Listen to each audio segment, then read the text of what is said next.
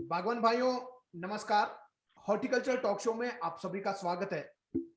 आज मेरे साथ मेहमान बागवान हैं राहुल अग्रवाल जी। आइए राहुल अग्रवाल जी से उन्हीं के शब्दों में उनका परिचय जानते हैं। राहुल जी नमस्कार और हॉर्टिकल्चर टॉक शो में आपका स्वागत है। धन्यवाद सर। बहुत बहुत शुक्रिया सर इस शो पर इनवाइट करने के लिए। तो जी मैं राहुल अग्रवाल हूँ सर। मैं रामपुर बुशहर डिस्ट्रिक्ट शिमला से बिलोंग करता हूँ सर। मेरे पास जो एप्पल ऑर्चर्ड है, हमारा ऑर्चर्ड सर गौरा डोबी मशनू एरिया में पड़ता है। हमारे पास 7 बीघे का एक प्लॉट है, तो उसी पे हम लोग अपना कल्टिवेशन करते हैं। जी ठीक है। राहुल जी आप रामपुर तहसील जो कि जिला शिमला में आता है, हिमाचल प्रदेश से हैं और आपने कहा कि आपका ऑर्चर्ड जो है वो गौरा मजनू वाली साइड पे है। गौरा मजनू मैं गया हूं, जी सर। बिल्कुल बहुत अच्छी बहुत अच्छा एरिया है गौरा मजनू और शेडी सा पोर्शन है, मॉइस्चर खूब रहता है। बिल्कुल सर। जी अच्छा। राहुल जी आपकी पढ़ाई कब खत्म हुई? सर लास्ट ईयर मेरा ग्रेजुएशन कंप्लीट हुआ है, बीटेक मैकेनिकल इंजीनियरिंग में। जी जी सर। अच्छा, तो अब आगे का प्लान क्या है आपका? सर प्लान तो कुछ इस तरीके से था कि जॉब के लिए कुछ सोच रखा था, जी लेकिन कोरोना के करके काफी चीजें अनबैलेंस हुई है। तो फिलहाल लास्ट ईयर से ही मैंने अपना ऑर्चिड्स को देखना पर्सनली शुरू किया है सर। जी ठीक है। तो बताएं, ये जो कोर्स है modern apple farming with Jitu Chauhan, course को लेने के लिए आपका क्या माइंड सेटअप था?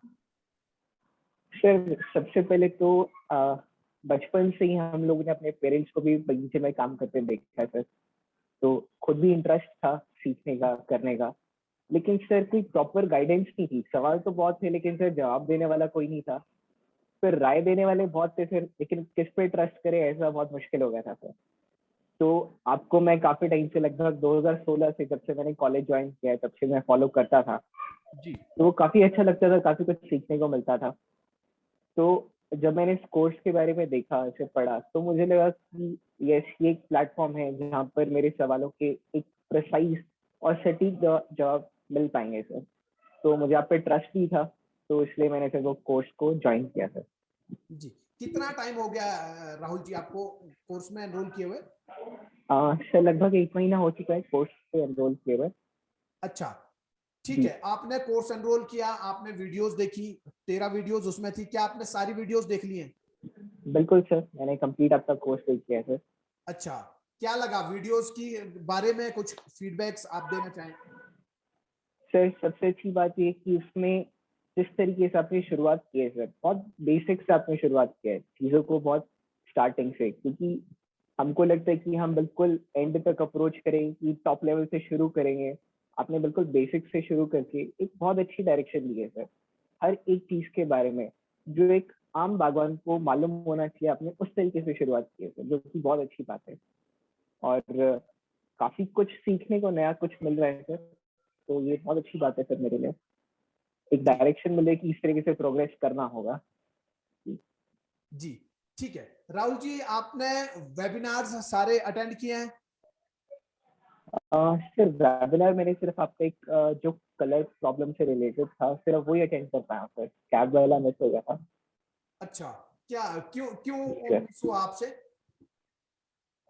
सर उस टाइम हम अपने ऑर्चर्ड में थे, तो स्प्रेज वगैरह कराने में बिजी हो गए, और लाइट नहीं थी, तो कनेक्शन प्रॉब्लम भी ज्यादा था।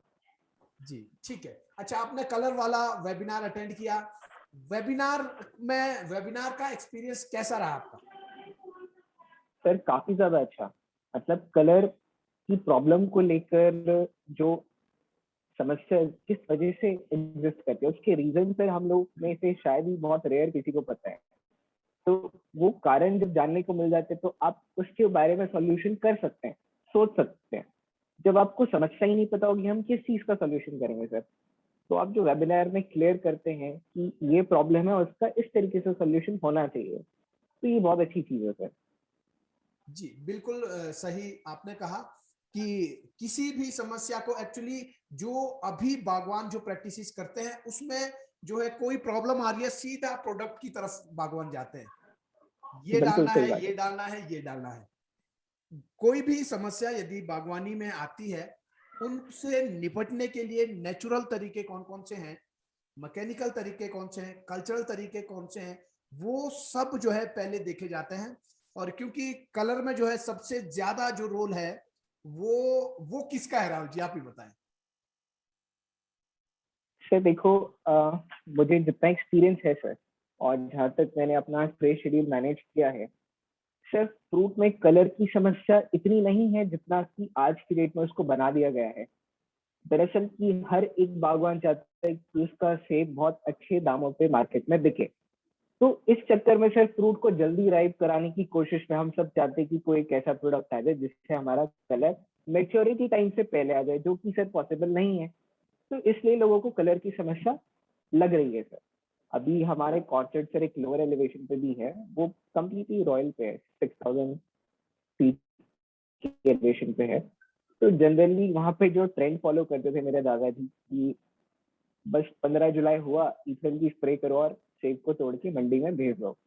जबकि इस साल हमने वैसा नहीं किया सर। और आज की डेट में वहां पे सर कोई कलर की समस्या नहीं है, कोई फ्रूट में रस्टिंग नहीं है, और क्वालिटी एकदम अच्छी क्वालिटी का फ्रूट मैच्योर हुआ है सर। जी तो ये समस्या मुझे ज्यादा लगती है सर, ये मेन प्रॉब्लम ये है सर। और केमिकली सर न्यूट्रिशन इम्बैलेंस तो सर है ही है। कोई चेक नहीं कर रहा है सर कि हमारे ऑर्चर्ड में सॉइल में कैल्शियम है नहीं है, मैग्नीशियम की कमी है, पोटाश की कमी है, फॉस्फोरस है।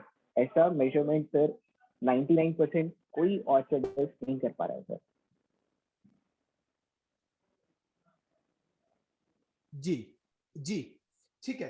राहुल जी, आपको लगभग अब 1 महीना कोर्स को एनरोल किए हुए हो गया है। अब जी अब सर। आपको कैसा लग रहा है कि ये कोर्स जो है अब कैसे आगे बढ़ेगा, क्या इसमें इस कोर्स के अंदर आपको क्या क्या चीजें मिलने वाली है, जो इन्वेस्टमेंट आपने की या यूं कहें कि जो आपने खर्च किया है इस कोर्स में एनरोलमेंट के लिए, आपने 3,499 रुपए आपने खर्च किए हैं। तो अब जी आपको कैसा लग रहा है कि अब किस तरफ जो है ये कोर्स जा रहा है, और 3499 के रिगार्डिंग आप इसको कैसे कैसे देखते हैं। सर, जिस तरीके से आपका एक पूरा थ्रू आउट द ईयर का एक शेड्यूल बना हुआ है सर, और जो जो टॉपिक्स उसमें कवर हो रहे हैं, तो सर ये मुझे बिल्कुल वर्थ लगता है कि ये मैंने जो खर्चा किया है इससे मेरा फायदा ही फायदा है, मेरा नुकसान इसमें कुछ भी नहीं है। और साल पूरा होते होते नॉलेज लेते लेते ये पैसा वसूल कोर्स है सर। इसमें ऐसा कोई घबराने या डरने वाली बात नहीं है कि हम सोचे कि एक ही वेबिनार में हमको सब कुछ सीखने को मिल जाएगा। ऐसा नहीं है सर, समय लगेगा। आपको भी कुछ चीजें हमें समझाने में, हमें भी कुछ चीजें आपको बताने में कि समस्या कहाँ है। धीरे धीरे जब साल पूरा होगा हम सीखेंगे तो एक अच्छे रिजल्ट हमें भी मिलेंगे सर, और आपको भी मिलेंगे सर। जी बिल्कुल राहुल जी, मैं ये चाहता हूं जो लोग एनरोल करें वो वाकई में सीरियसली इस कोर्स को देखें और चीजों को आस्ते आस्ते समझें, और जैसे जैसे बगीचे में सिचुएशंस चेंज होती है वैसे वैसे ही जो है हमारे माइंड में, हमारे मस्तिष्क में वैसे वैसे ही प्रश्न भी अराइज होते हैं। और जब वो प्रश्न आते हैं और प्रश्न के लिए हमको जब उत्तर मिलते हैं, तो वो जो आंसर्स हमें मिलते हैं वो आंसर जो है हम कोरिलेट या उनको इंप्लीमेंट कर पाते हैं अपने ऑर्चर्ड में, तब जाके वो जो है सही से हमें याद भी होते हैं और हमारी लाइफ के साथ भी वो जो है मिक्स हो जाते हैं। बिल्कुल सर, बिल्कुल सही बात है। तो ऐसा ऐसा मुझे लगता है, इसीलिए ये सिस्टम जो है ऐसा बनाया गया है। अच्छा, आप प्रश्न आप पूछ रहे हैं, आप क्वेश्चन पुट कर रहे हैं। अभी तक नहीं कर पाया सर। सवाल तो बहुत हैं लेकिन ऐसे पूछने का कोई अभी तक मौका नहीं मिला सर। न, आपको है पता कि हम वेबसाइट के ऊपर ही एक ऑप्शन आती है आस्क क्वेश्चन की। बिल्कुल सर, मुझे मालूम है, मैंने ऐसे अच्छा देखा सर। ठीक है, अच्छा लेकिन मैं लेकिन आपने कोशिश किया कर रहा नहीं। हूँ सर। हाँ बिल्कुल, मैं कोशिश कर रहा हूँ सर कि मैं बिल्कुल सटीक सवाल पूछ पाऊँ, उससे कोई मुझे खुद को कोई सेल्फ डाउट ना हो, ताकि आपको भी जवाब देने में तकलीफ ना हो सर। जी। चलिए अच्छा है, ठीक है। अभी हम जो है और एक सिस्टम के, इस सिस्टम को ठीक करने में हम लोग जो है हर वक्त लगे हुए हैं। हर वक्त हम इस सिस्टम को डेवलप करने में लगे हैं, किस तरह से इसको और इजी बनाया जाए और बागवान भाइयों को जो है कोई परेशानी ना हो, उनको ज्यादा से ज्यादा नॉलेज जो है इसके माध्यम से मिले और इजी जो है उनको इजी लगे। क्योंकि बहुत सारी जनसंख्या, आप तो पढ़े लिखे हैं, घूमे फिरे हुए हैं और तो आपको सारी चीजों का पता है, आप आईटी फ्रेंडली हैं, लेकिन बाकी बागवान भाइयों जी के सर। बारे में भी हमें सोचना पड़ता है, जो कश्मीर की एक सुदूर क्षेत्र में रहते हैं, एक ऐसे इंटीरियर एरिया में रहते हैं, उत्तराखंड के किसी ऐसे एरिया में रहते हैं जहां नेटवर्क नहीं होता है, या हिमाचल में भी कई ऐसी जगह हैं, तो उनके लिए भी हम सोचते हैं। तो एक ऐसा सिस्टम क्रिएट करने की हम कोशिश कर रहे हैं जिसमें प्रश्न पूछने में दिक्कत ना हो, कभी भी प्रश्न पूछा जाए और कभी भी उसका आंसर तुरंत आंसर मिले तो ज्यादा अच्छा है। मुझे ये लगा बिल्कुल सर। कि काफी लोग जो है ऐसे भी चाह रहे हैं कि अभी प्रश्न पूछा तो अभी आंसर चाहिए, क्योंकि कई बार ऐसी क्रिटिकल सिचुएशंस ऑर्चर्ड के अंदर हो जाती है, कोई बर्निंग हो गई या कोई ओवरडोज किसी ने कर दिया, तो तब जो है बागवान भाई सोचते हैं कि अभी मेरा जो है डायरेक्ट जो है बातचीत हो जाए और सोल्यूशन तुरंत मिल मुझे जाए। आंसर मिले। तो इसके लिए हम काम कर रहे हैं और अभी इतवार को जो हमारा वेबिनार होना है उस दिन जो है उसकी अनाउंसमेंट होनी है कि सिस्टम क्या रहेगा क्वेश्चन पुट करने का। अब जो है हमने उसको चेंज कर दिया है, इतवार को वो आपको इंफॉर्मेशन मिल जाएगी, तो आप भी जो है ज्यादा से ज्यादा प्रश्न पूछ पाएंगे और इजीली पूछेंगे और तुरंत आपको जो है उसके आंसर भी मिलेंगे। बिल्कुल बिल्कुल सर। जी। अच्छा राहुल जी, आप और बाकी सारे आपकी, आप अभी छोटी उम्र के हैं, जस्ट अभी जो है आपने ग्रेजुएशन किया है और अभी तो आपको बाहर जाना जी है, सर। ऑर्चर्ड भी छोड़ना है, परिवार को छोड़ के अपने आपका जो नेटिव स्टेशन या विलेज है जो भी, तो उसको छोड़ के आपको अभी बाहर जाना और पढ़ाई भी करनी होगी। फिर भी आपने जो है ये कोर्स लिया, बहुत बहुत अच्छा आपका मुझे ये डिसीजन लगा कि आपने, हालांकि अभी आगे जाना है, ऑर्चर्ड को अभी आप नहीं देख पाएंगे, बट फिर भी आपने जो है एक कोशिश की है कि बगीचे की जो समस्या है उनसे रूबरू होया जाए और उनका सॉल्यूशन ढूंढा जाए, और हो सकता है आप अपने दूसरी जगह जाके आप अपने परिवार को वहां से गाइड करें। तो ये आपका डिसीजन बहुत अच्छा मुझे लगा। और भी काफी सारे जो है नौजवान साथी, एक लड़का अभी टेंथ टेंथ में पढ़ता है, उसने भी एनरोलमेंट किया है, अभी हॉर्टिकल्चर टॉक शो में नहीं आया। मैं अभी तक जो है मैं टीम से चाहूंगा कि वो कभी जल्दी से जो है वो उस लड़के को लेके आए, और उस लड़के ने लॉन्चिंग से भी पहले ही एनरोलमेंट कर दी थी और खुद किया उसने एनरोलमेंट। तो ऐसे जो है आजकल बिल्कुल के नौजवान जो है वो वाकई में सीरियस भी हो रहे हैं और साथ ही साथ बगीचों के माध्यम से अपने परिवार की भी हेल्प करना चाहते हैं और एक आधुनिक बागवानी भी करना चाहते हैं। तो आप अपनी उम्र के बाकी दोस्तों को जो है आप ऐसे हॉर्टिकल्चर टॉक शो के माध्यम से आप क्या कहना चाहेंगे? सर, मेरा जो ये पर्पस है, अब जो मेरी पढ़ाई का मेरा स्ट्रक्चर है, वो ग्रेजुएशन मेरी कंप्लीट है सर। अब मैं ऑर्चर्ड सर फुल टाइम ऑर्चर्डिस्ट बनना चाहता हूँ सर। ये मेरा डिसीजन फाइनल है सर, और इसमें मुझे कोई डाउट नहीं। हाँ, सवाल है कि मैं क्या को राय देना चाहता हूँ सर। देखिए, एट दी एंड जो हमें जो बेसिक मुद्दा है वो खुद सर्वाइवल का है सर। हमें खुद भी और अपनी फैमिली को खुद फीड करना है सर, खुद उनको पालना है। और उसके लिए चाहे आपका अर्निंग का सोर्स ऑर्चर्ड हो या जॉब हो या बिजनेस हो, उससे कोई बहुत ज्यादा फर्क नहीं पड़ता सर। आज की डेट में सर, अगर आपके पास जॉब नहीं है लेकिन आपके पास एक ऑर्चर्ड है, तो क्यों ना आप उस एनर्जी को ऑर्चर्ड में लगाए, बजाय किसी गवर्नमेंट को क्रिटिसाइज करने की सर जॉब्स नहीं है, या कॉलेज को दोष दे कि सर प्लेसमेंट्स नहीं है। तो सर हमें अपनी सोच को बदलना होगा सर। जो आपके पास ऑप्शन आज अवेलेबल है, हमें उस पर काम करना होगा सर, और खुद अपने आप को सर्वाइव करना होगा, अपने आप को स्टैंड करना होगा। तो बजाय आप किसी सोसाइटी में फेक इमेज बनाए, आप रियल इमेज पे उतरो, खुद काम करो, प्रैक्टिकल फील्ड पे काम करो, वर्क करो। उसमें कोई शर्माने की जरूरत तो है नहीं सर। आपका खेत है, आपको जीना, आपको लाइफस्टाइल चाहिए। कब तक हम अपने पेरेंट्स पे डिपेंडेंट रहेंगे? इंडिपेंडेंट बनो, काम करो सर।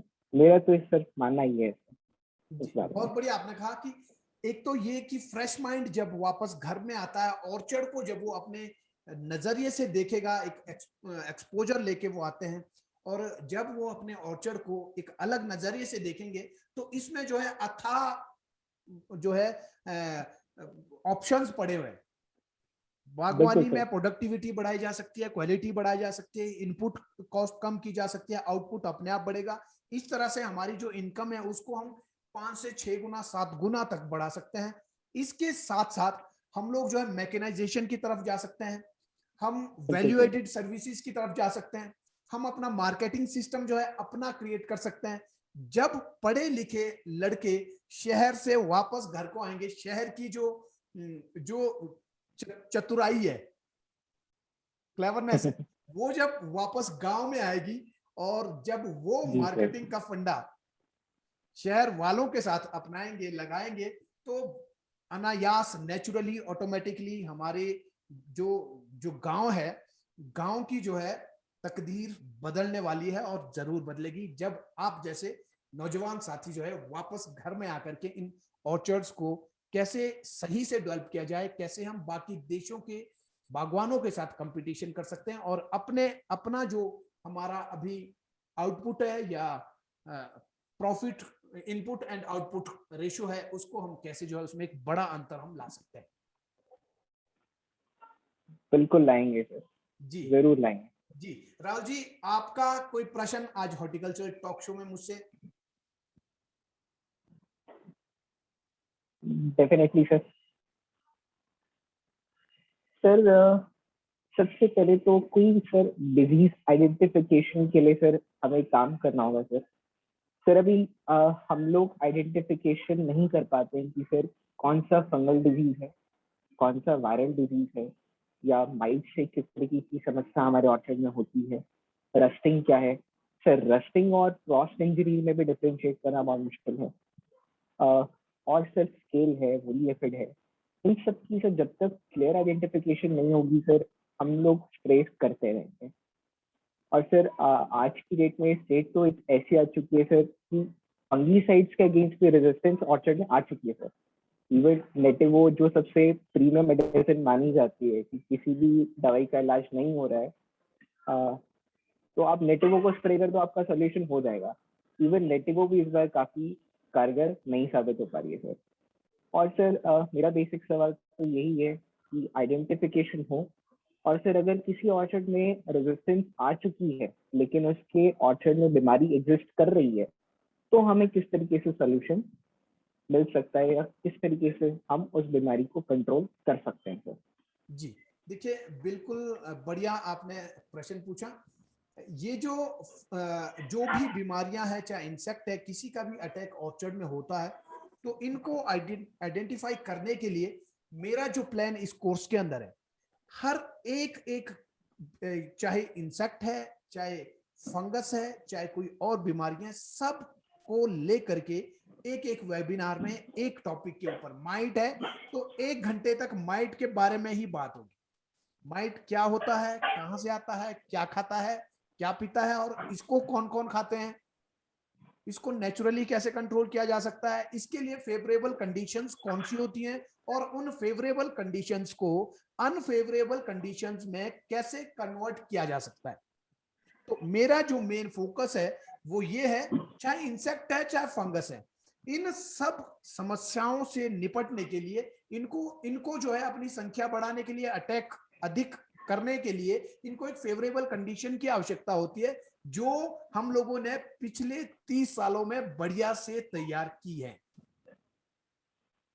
पिछले 30 वर्षों में मुझे लगता है मैक्सिमम ऑर्चर्ड्स में गलत प्रूनिंग हुई, जिसकी वजह से जो है फेवरेबल कंडीशंस बनती गई, और आज बगीचों की ये हालत है कि वहां माइट भी आता है, फंगस भी आता है, और ऊपर से बागवान भाई जो है इन सारी बीमारियों की जानकारियां लेना नहीं चाहते हैं। मुझे ऐसा लगता है लेना नहीं चाहते, ना कोई लिटरेचर लेके आता है घर, ना कोई कोई डिग्री कर रहा है, ना कोई डिप्लोमा कर, मुझे समझ नहीं आ रहा है कि इसमें क्या सीन है। लेकिन मैं ये चाहता हूं कि एक एक बीमारी, एक एक कीड़ा, एक एक बोरर है, चाहे कुछ भी है, उन सबके ऊपर जो है 1 घंटे तक लेक्चर हो। एक एक चीज के बारे में पता होना चाहिए हमें, वो कब अंडे डालता है, कब वो बढ़ता है, कब वो अटैक करता है, और साल में कितनी बार वो रिप्रोडक्टिव ग्रोथ में जाता है, और कितनी बार वो अटैक करता है। ये सारी चीजें जब किसी एक इंसेक्ट या एक पेस्ट की हमें पता होती है, तो हम अपना स्प्रे शेड्यूल उसके हिसाब से करें। क्योंकि अभी माइट मान लो 15 जून को आता है, स्प्रे जो है हो रही है जी जुलाई के 10 जुलाई को, या हो रही है मार्च में। तो हम जो है टारगेटेड वर्क करें, चाहे स्प्रेज है, चाहे वो कल्चरल प्रैक्टिसेस है, जो भी मतलब इसके लिए अमल में लाई जाएंगी चीजें, मेरा सारा वो रेडी है। और आस्ते आस्ते जो है आपके साथ वो शेयर होनी है। जैसे आने वाले इतवार को फंजीसाइड के ऊपर है, फंजीसाइड कौन कौन से होते हैं, कितनी तरह के होते हैं, किन किन कैटेगरीज में उनको बांटा जा सकता है, और किस तरह से बांटा जा सकता है, और कौन कौन सी फंगल डिजीज के लिए कौन कौन से फंजीसाइड जो है वो ज्यादा बेहतर कार्य करते हैं। तो इस तरह से जब आपको सारी चीजें मालूम होगी, तो आप जो है फंजीसाइड का जो आपका शेड्यूल है वो आप खुद सेट कर पाएंगे। और साथ ही साथ इनके लिए जो अनफेवरेबल कंडीशंस हमें बनानी है, उसके लिए क्या क्या होना चाहिए, वो भी हम लोगों को यहाँ से पता चलेगा। तो मैं सोचता हूँ इस कोर्स के माध्यम से आपको एक एक चीज, 1 साल तो लगेगा, और 1 साल मैंने इसीलिए चुना है कि आपको जिस भी विषय के ऊपर समझाया जाए, वही विषय आपको प्रैक्टिकल करने के लिए भी बगीचे में मिले, तो वो जो है ज्यादा हमारे माइंड में बैठता है, हमें हमारे दिमाग में वो ज्यादा उतरता है। इसीलिए 1 साल का टाइम लिया गया। नहीं तो मैं हर डे में भी, अगर 52 टॉपिक्स हैं, तो 52 डेज की आवश्यकता है, 1 साल की आवश्यकता है ही नहीं है। मैं सुबह से शाम तक बैठ करके 52 डेज में इसको निपटा सकता हूँ, मतलब 2 महीने के अंदर। लेकिन मैं चाहता हूं कि प्रैक्टिकल भी करते जाएं साथ ही साथ, तो ये जो है ज्यादा सही भी रहेगा, और ज्यादा वर्क, सही से वर्क भी करेगा, और ट्रांसफॉर्मेशन भी बगीचे के अंदर आएगी। जी, आपका प्रश्न पूरा हुआ। तो अब आप बिल्कुल मुझे सही है। ये बताएं कि आगे आप और कुछ सजेशंस इस कोर्स को और डेवलप करने में कुछ देना चाहें तो।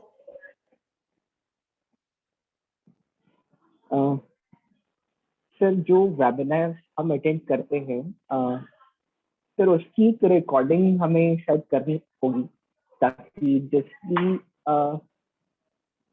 कोर्स एनरोलमेंट जिन्होंने किया है, अगर उनका लाइव सेशन किसी भी रीजन से ब्रेक डाउन होता है, तो वो उस कोर्स में जाके उसको रिपीट टेलीकास्ट के थ्रू देख सके सर। बाकी सर, ऑपरेट करने में कोर्स को कोई भी दिक्कत नहीं है, विजिट करने में या क्वेश्चंस को पूछने में। बाकी से कहीं पे भी कोई दिक्कत नहीं है सर। बाकी सब स्मूथ चल रहा है। चलिए, बाकी सब स्मूथ चल रहा है सर। जी ठीक है। बहुत बहुत धन्यवाद Rahul ji, horticultural talk show में पधारने के लिए। धन्यवाद। Thank you so much sir. जी, नमस्कार।